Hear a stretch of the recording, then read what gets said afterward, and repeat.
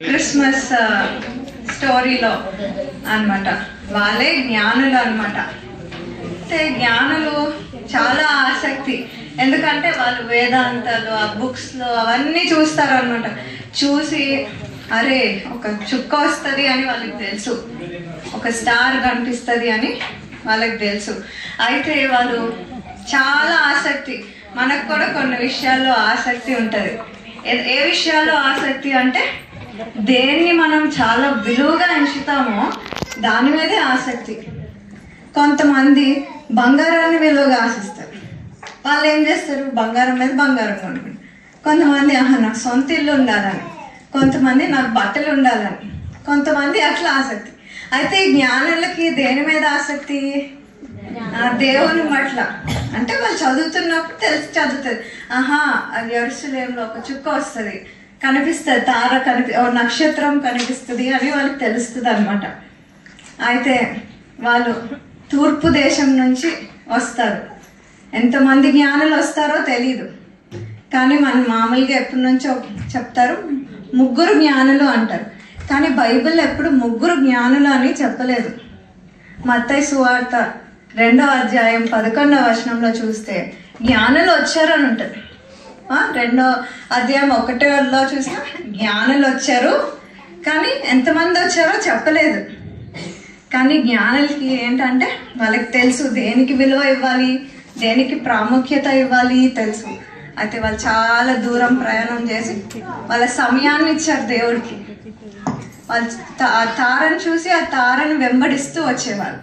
అయితే ఆ తార వచ్చినప్పుడు అది తీసుకెళ్తుంది అనమాట.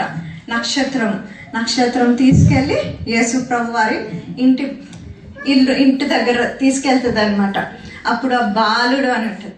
అయితే ఈ జ్ఞానులు అంట అత్యానంద భరితులై, అంటే ఆశ కూడా, వాళ్ళ టైం ఇచ్చారు, ఇప్పుడు ఆశ, చాలా ఆనందంగా ఉంచారు అనమాట. వచ్చినప్పుడు జ్ఞానులకి తెలుసు ఒక రాజు పుడుతున్నాడు. రాజు పుట్టినప్పటికి రాజుకి ఎలా ఇస్తారు? ఏమన్నా మిగిలిపోయినవి ఇస్తారా రాజుకి? రాజుకి శ్రేష్టమైంది, ప్రథమమైంది ఇస్తారు, అంతే కదా. ఈ దేశపు రాజు మన ఇంటికి వచ్చాడు అనుకో, ఏం చేస్తాం?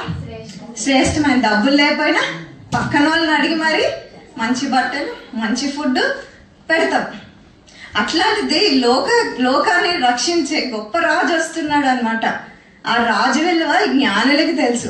అయితే జ్ఞానులు అతి శ్రేష్టమైన గిఫ్ట్స్ తెస్తారు, బహుమానాలు. అవి ఏంటి? వెండి, బంగారం, సాంబ్రాణి, గోళం అన్నమాట. అది 1 కేజీ తెచ్చారో 2 కేజీలు తెచ్చారో తెలీదు. రాజుకి ఎట్లా తెస్తారు? రాజు సైజులో తెస్తారు కదా, అంతే కదా. ఒక చిన్న 100 గ్రాములు అట్లా తేరు కదా. రాజు వాళ్ళు అనుకున్నారు పెద్ద భవనంలో పుడతాడని తీసుకొచ్చారు. హేరోదు రాజు దగ్గరికి వెళ్తాడు, ఈ మీ ఇంట్లోనే పుట్టాడు, మీ రాజ్యంలోనేనా? కాదు కదా. అయితే యేసయ్యకి వాళ్ళకి తెలుసు జ్ఞానులు, అందుకే వాళ్ళని జ్ఞానులు అంటారు కదా. వాళ్ళకి దేనికి ఇవ్వాలి, దేనికి సమయం ఇవ్వాలి, ఏమి ఇవ్వాలి, ఏది శ్రేష్టమైంది దేనికి వెచ్చించాలి. అయితే ఈరోజు నేను మీ అందరికీ చెప్తాను, ఈ లోకంలో మీకు యేసు కలిగి ఉంటే అన్నీ మీ వెనకాలే వస్తాయి.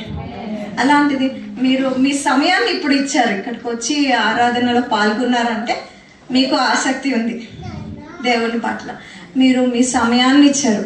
అట్లనే మీ వాక్యం ఏం సెలవిస్తుందంటే మీ ధనం ఎక్కడుందో మీ హృదయం కూడా అక్కడే ఉంది, అంతే కదా. మీరు ఎక్కువ ధనం ఎప్పుడు బట్టలు కొనుక్కుంటున్నారు అనుకో, మీ బట్టలకి డబ్బులు పెడుతుంటే తెలుసా వీళ్ళ మనసు అంతా బట్టల మీదే ఉంది. సరే, వీళ్ళ ఇల్లుల మీద ఇల్లు కట్టుకుంటారు, వీళ్ళ మనసు అంతా ఇల్లు మీదే ఉంది, అంతే కదా.